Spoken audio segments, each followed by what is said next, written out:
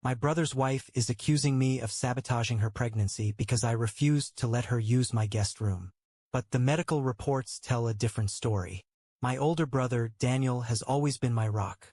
We grew up very close, especially after our parents divorced when we were kids. He is the kind of person who always seems to have a solution for everything. The kind of brother who, even if we do not talk every day, I know will be there when I need him. That is why, when he married Lauren 3 years ago, I tried to get along with her from the start. Not because I felt an instant connection with her, because honestly I never did, but because she was my brother's wife, which made her part of our family. But something about Lauren has always made me uncomfortable. It is hard to explain. At first, she never did anything openly malicious. Instead, there were little things. Passive-aggressive comments disguised as jokes, sideways glances when I said something she did not like, and an air of superiority that she tried to mask with a fake smile. At first, I ignored it, giving her the benefit of the doubt. Maybe we just had different communication styles. Besides, Daniel was happy, and that was what mattered. But things slowly began to change after their first wedding anniversary. Lauren stopped pretending to be cordial and started showing her true colors. Her tone toward me became colder, more condescending. She made me feel like an outsider in their home and always found a way to minimize anything I said or did. Still, I tried to keep the peace. I did not want to cause problems between her and Daniel, so I kept my distance and limited our interactions to family gatherings. That brings me to a few weeks ago when Lauren made a request that left me speechless. She called me on a Sunday afternoon, which was unusual since we never talked on the phone. When I picked up, she was surprisingly friendly, almost overly cheerful, which immediately put me on alert. After the usual greetings, she dropped the bombshell. She wanted to use my guest room for the duration of her pregnancy. According to her, she was expecting her first child, and due to previous complications, her doctor had recommended that she rest in a calm, stress-free environment. My house in a quiet suburban area was, according to her, the perfect place. I politely explained that it would not be possible. My guest room is not just an empty space. I use it as my home office. Even if I wanted to help, I could not reorganize my life for 9 months. Lauren did not take it well. There was an awkward silence before she responded, and when she did, her tone was completely different. She accused me of being insensitive, of not caring about her baby's well-being, and of being selfish for refusing to help during such an important time in her life. I tried to explain again that it was not about a lack of empathy, but she was no longer listening. She hung up abruptly. A few minutes later, I received a message from Daniel. He said he understood my position but asked if I could reconsider, for the family. I replied that I was sorry this was causing tension, but my decision was final. I thought that would be the end of it, that Lauren would simply find another solution. But it was only the beginning. In the following days, rumors started spreading. Apparently, Lauren was telling our relatives that I was being deliberately cruel and did not care about her high-risk pregnancy. She even implied that my refusal to give up my guest room was affecting her health. Suddenly, I began receiving texts from my mother and aunt, telling me I should be more understanding and that these things are not forgotten in the family. Meanwhile, my cousin Ryan called to tell me to ignore everyone because it was obvious Lauren was exaggerating. But by then, the damage was done. The narrative that I was sabotaging her was spreading fast, and I had no idea how to stop it. Worse yet, Daniel started to distance himself. He never said it outright, but it was clear that Lauren was turning him against me. One night, he sent me a message saying that if anything happened to the baby, he would never forgive himself for not doing everything possible to ensure Lauren was safe. I felt betrayed. This was my brother, my lifelong companion, and now he was doubting me because of his wife's lies. Until then, I had tried to stay calm and avoid making things worse, but something in me shifted. I was not going to let Lauren destroy my relationship with my brother or continue to tarnish my name. Something about this whole situation did not make sense. And if no one else was going to defend me, I would defend myself. Update 1. It has been several weeks since the phone call that started this disaster, and things have only gotten worse. I have been trying to go on with my life, focusing on work and avoiding Lauren's drama. But it is impossible to ignore. Every day there seems to be a new accusation, another cruel remark. I am starting to feel like the villain in a soap opera. Lauren has escalated her campaign against me, She is not only bad-mouthing me to our family but also to mutual friends and acquaintances. The other day, one of my mother's friends called to advise me to stop being selfish because a baby is at stake. I was speechless. How can someone be this manipulative? Family gatherings have become unbearable. During a recent dinner at my parents' house, Lauren made sure to mention me at every opportunity. She started by saying she was exhausted because some people do not understand what it means to have a complicated pregnancy. She added that, despite trying to stay positive, stress was taking a toll on her health.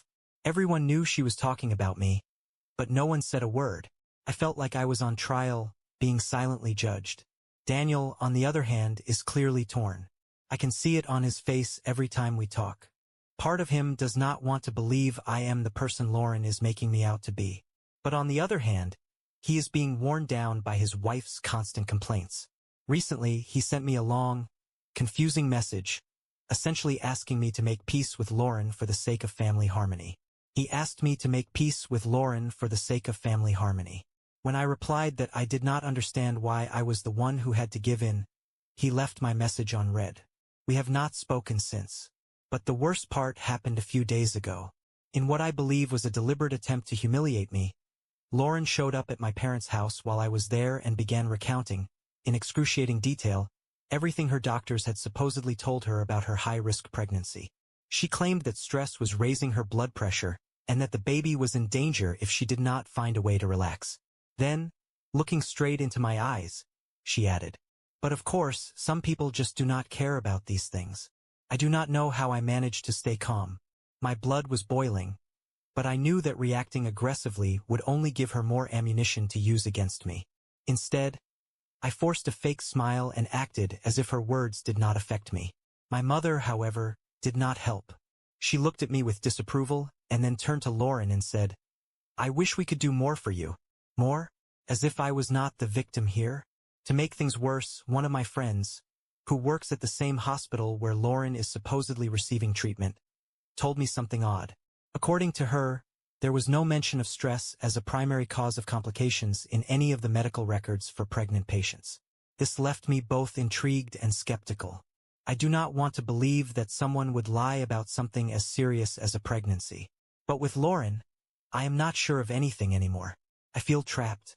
With each passing day, Lauren seems to gain more ground, and I lose what little credibility I had left. My mother and aunt, who have always been important figures in my life, are clearly on Lauren's side. My cousin Ryan, my only consistent support, tells me to be patient and let the truth come out on its own. But what truth?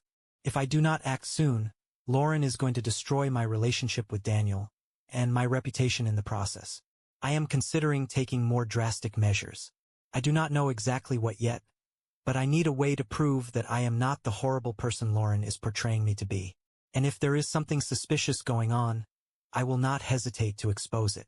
For now, I am watching and waiting, but I promise you I will not sit back for much longer. It has been 3 weeks since things started spiraling out of control, and in that time, everything has escalated. Before, Lauren was just spreading rumors to ruin my reputation. Now, it seems like she has turned it into a personal mission. Her ability to manipulate people and twist the narrative is both impressive and infuriating. And the worst part? While she gains more allies, I feel more isolated with each passing day. However, this past week has given me reasons to believe that things may not be as they seem. The most recent incident started with a phone call from my mother, something that has become a regular occurrence lately. This time, she woke me up early on a Saturday morning, her voice trembling with concern. Lauren had supposedly had a health scare related to her pregnancy. According to my mother, Lauren had felt dizzy and had trouble breathing the night before, leading Daniel to rush her to the hospital.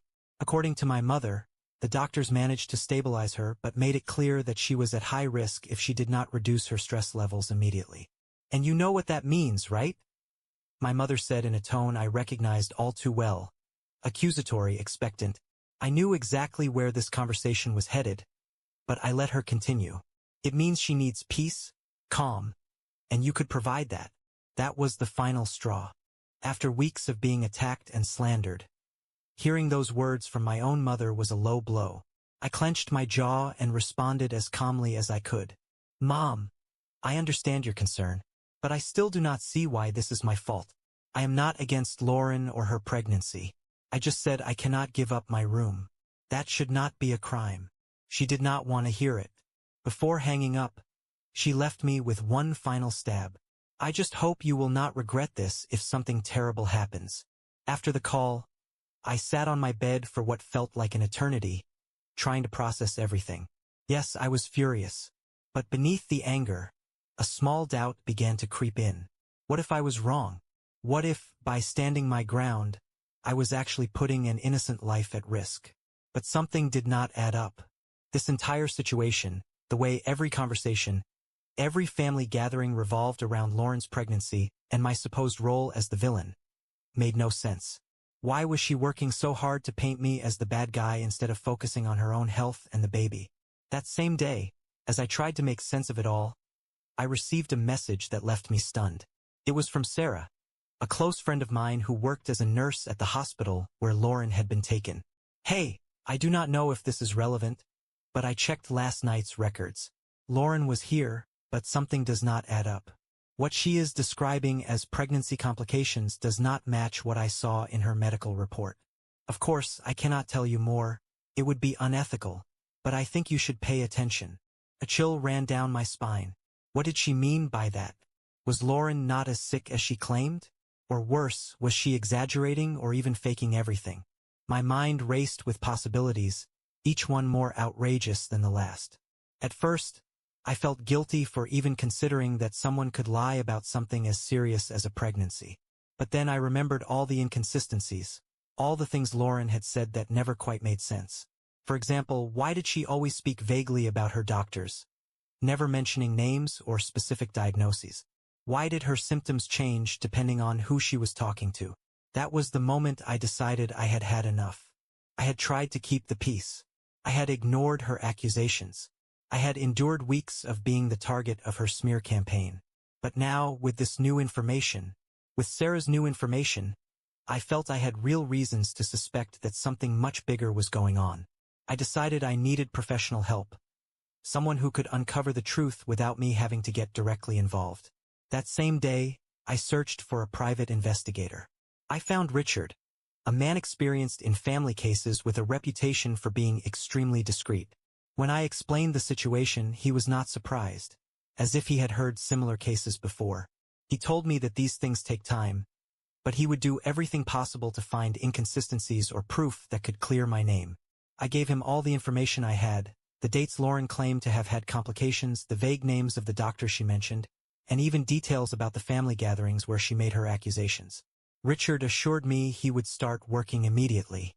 In the meantime, I tried to act as if nothing was happening, but it was difficult. Every family gathering felt like a public trial, with Lauren finding new ways to make me look bad.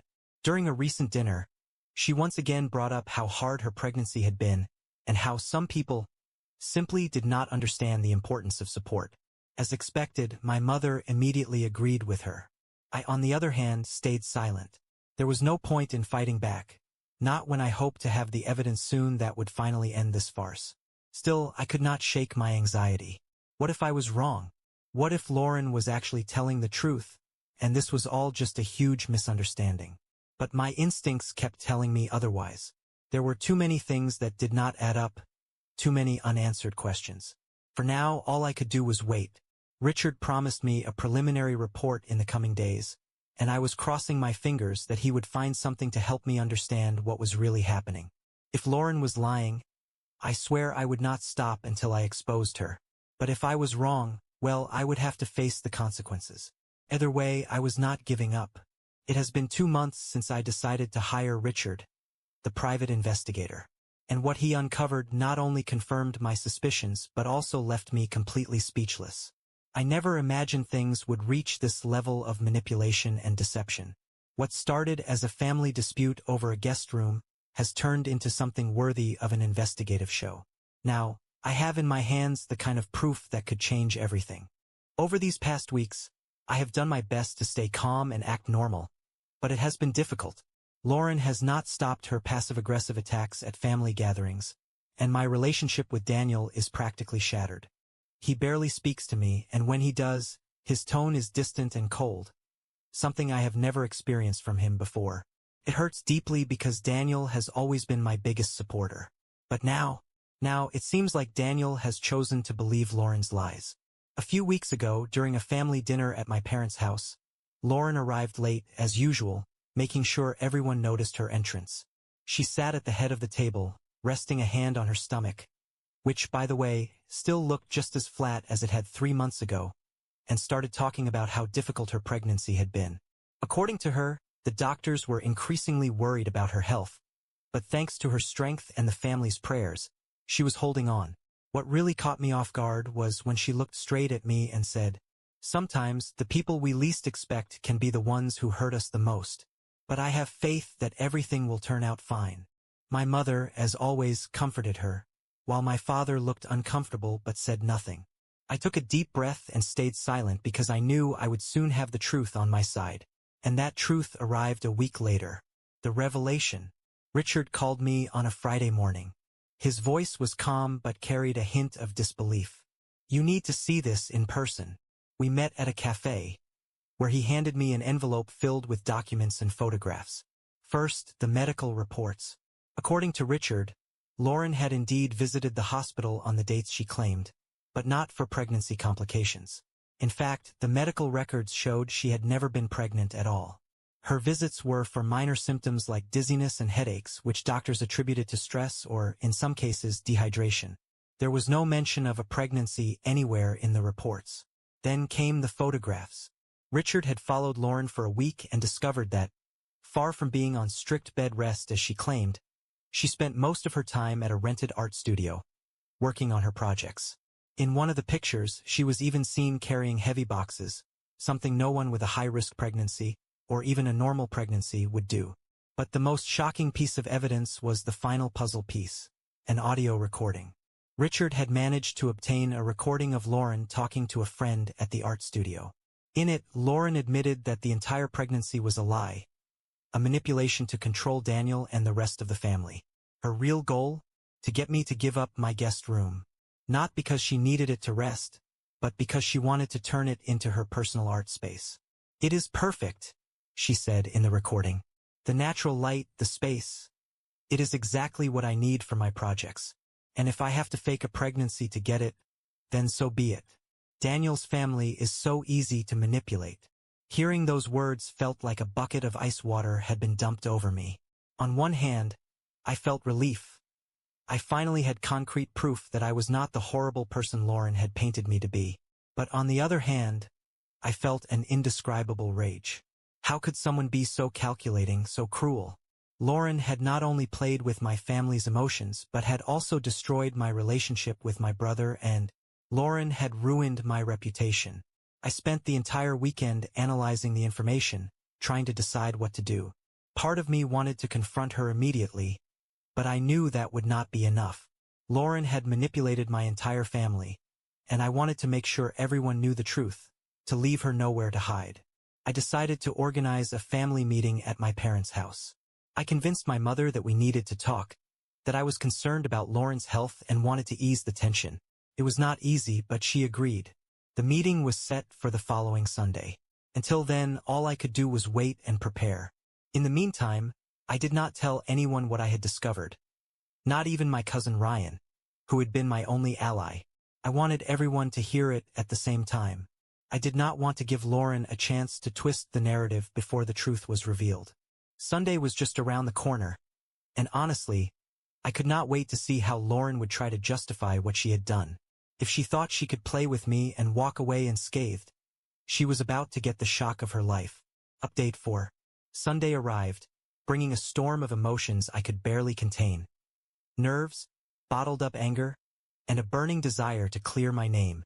The family gathering at my parents' house was set to be the stage where everything would come to light. I had spent days preparing every detail, making sure nothing was left out. This time, there would be no room for Lauren to distort the truth. From early morning, the atmosphere in the house was tense. My mother looked visibly uncomfortable, likely believing this would be another confrontation between Lauren and me. My father, though more reserved, had an inquisitive look in his eyes. Family members arrived gradually, aunts, cousins, and, of course, Lauren and Daniel. She walked in with her usual air of superiority, resting a hand on her stomach, which, again, looked as flat as ever, and wearing an expression of false vulnerability. Daniel, on the other hand, seemed exhausted, as if he was fed up with all the drama but still determined to stand by his wife. Once everyone was present, I took a deep breath and stood up. I could feel my heart pounding, but I knew I could not hesitate. I looked at each person in the room and began speaking with a calmness I did not know I possessed. Thank you all for coming today. I know the past few weeks have been difficult, and I want you to know that it was never my intention to create tension in the family. But I also believe it is time to clear things up. There is something very important you all need to hear. The silence in the room was heavy. I could feel everyone's eyes on me, some expectant, others clearly skeptical. But what I noticed most was Lauren's gaze. For just a moment, I thought I saw a flicker of fear in her eyes, as if she knew what was coming. For weeks, I have been accused of not caring about Lauren's well-being and her so-called high-risk pregnancy. My refusal to let them use my guest room has. For weeks, my refusal to give up my guest room had been used as proof that I was selfish and cruel. I had tried to stay calm, but I could not just stand by while my name was being dragged through the mud. So I did my own investigation, and what I discovered was something none of them expected. I placed Richard's documents, photos, and the recording transcript on the table. Then, looking straight at Lauren, I said, "Everything Lauren has said about her pregnancy is a lie. She was never pregnant." The room exploded. My mother gasped. My father frowned in confusion, and my aunts whispered among themselves. Lauren tried to cut me off, raising her voice, but I did not let her. "Here are the hospital reports from the dates Lauren claimed to have complications," I continued, holding up the papers. "There was never a pregnancy. Her visits were for minor issues like dehydration and dizziness. There is no record of prenatal care." I watched as Lauren's confident expression crumbled. "I also hired a private investigator," I went on. "Here are photos of Lauren working at an art studio, carrying heavy boxes, something no one with a high-risk pregnancy would do." Then I played the recording. Lauren's own words filled the air. "If I have to fake a pregnancy to get the room, then so be it. Daniel's family is so easy to manipulate." My mother covered her mouth in shock. Ryan, my cousin, slammed his fist on the table in rage. Silence filled the room. Daniel slowly stood up, his face filled with disbelief and anger. "Is this true, Lauren?" His voice was shaking. "Did you lie to all of us?" Lauren stuttered, scrambling for an excuse, but there was nowhere left to hide. Finally, she stood up, pointed at me, and yelled, "This is all your fault. You have always wanted to ruin me." But this time no one defended her. Even my mother, who had supported her from the beginning, stood up and said, "How could you do something so horrible? You made us believe we were going to have a grandchild. You lied to all of us." Without another word, Lauren stormed out of the house, leaving Daniel behind, stunned, broken. He did not say anything. He just sat there, staring at nothing, while the rest of the family tried to process what had just happened. The gathering ended soon after. Many of my relatives apologized for doubting me. My mother, in tears, hugged me. "I do not know how we can fix this, but I am so sorry, my daughter." For the first time in months, I felt some relief. The truth was finally out, and Lauren could no longer manipulate anyone. But I knew this was only the beginning. The consequences of her actions were about to catch up with her. Final update.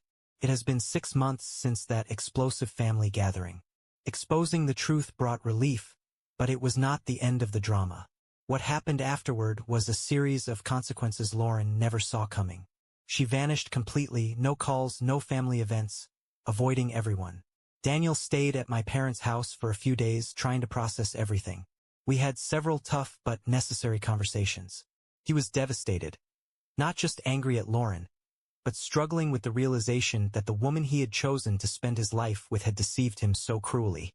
One night, as we sat on the porch, he finally said, "I am so sorry.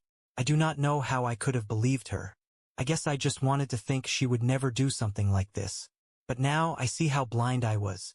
You did not deserve any of this. It was bittersweet. I was relieved he finally understood, but I knew our relationship would take time to heal. I told him I did not need a perfect apology, just his effort to rebuild our bond. He promised to make things right, and since then we have been working on it. The trust is not fully restored, but at least it is a start. Meanwhile, Lauren did not stay silent for long. After weeks of disappearing, she tried to shift the narrative. First, she claimed it was all a misunderstanding, that she never actually said she was pregnant, only that the doctors had been unclear. When that failed, she changed her story again, blaming emotional distress and pressure for her actions. She even had the audacity to message my mother, asking for understanding, claiming she was also a victim. But my mother, once her biggest supporter, simply replied, "Do not ever contact me again."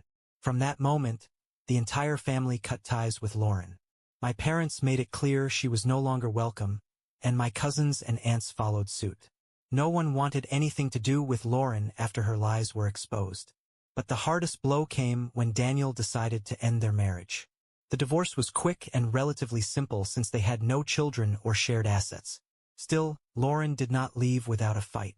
She tried to paint Daniel as the villain, claiming his lack of emotional support had pushed her to act as she did. But with the entire family backing him and the evidence I had gathered, her lies did not hold up. In the end, the divorce was settled in Daniel's favor, and Lauren walked away with nothing. I also took my own steps. After consulting with Ryan, my lawyer cousin, I sent Lauren a formal letter demanding a public apology for her false accusations. The message was clear: if she refused, I would take legal action for defamation. Knowing she had no way to win, she agreed. Her apology came in the form of a cold, insincere email sent to the whole family, clearly just an attempt to comply with my demand without admitting fault. But I did not need her words. My victory was exposing the truth and restoring my reputation. That email marked the last contact I ever had with Lauren. Life slowly returned to normal. Though the scandal left its mark, our family felt closer than before. The tension between my mother and me eased, and for the first time we had an open, honest relationship. In a recent conversation, she admitted, "I was wrong to doubt you. I never should have taken sides without understanding the situation." As for Daniel, he is still recovering emotionally, but he is taking time to reflect and focus on himself. I have reminded him that he should not carry guilt. Lauren was a master manipulator, and anyone could have fallen for her lies. As for me, I am at peace. These past 6 months have been a challenge, but they have taught me an important lesson. Sometimes, you have to stand up for yourself, even when the world seems against you. I also learned that, while family conflicts can be painful, the truth always finds a way to surface. Lauren tried to destroy me, but in the end, she was caught in her own web of lies. Now, I look toward the future knowing I did the right thing. And while I have no desire to ever hear from Lauren again, I cannot help but wonder. Somewhere out there, she must be regretting underestimating the one person who decided to fight back.